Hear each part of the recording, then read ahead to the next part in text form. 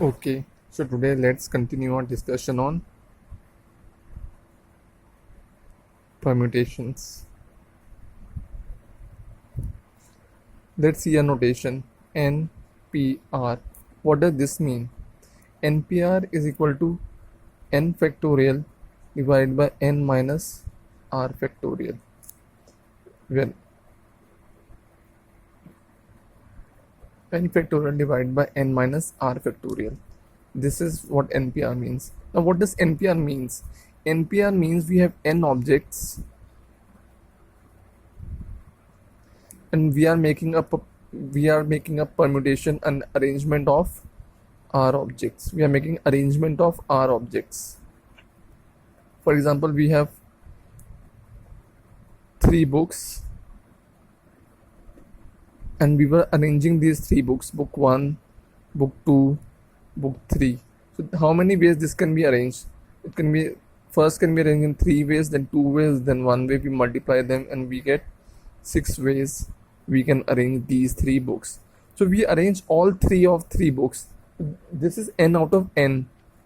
But if we arrange only 2 books, 3 ways and 2 ways, total 6 ways. This we are arranging only 2 books. It is 2 out of 3. So n is equal to 3 in this case and r is equal to 2. N is equal to 3 because there are total 3 objects. R is equal to 2 because we are using only 2 objects. So this is what NPR means. We have n objects and we are making arrangement of R objects. Now it could be NPN. What will NPN mean? NPN will mean n factorial, n minus n factorial. That will be n factorial divided by 0 factorial. 0 factorial is 1, so that will be n factorial. So we have n objects and we are taking all the objects and finding the permutation. So that is NPN. What is NPR? We have n objects and we are permuting only R objects. So this is the meaning of NPR. Now if it is given to us that NP5 is equal to 3 times NP2, we need to find the value of n. How we will find that?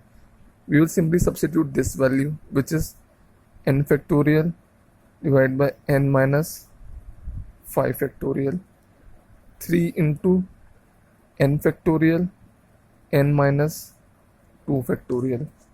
Now n factorial gets cancelled with n factorial and it becomes n minus 2 factorial is equal to 3 into n minus 5 factorial.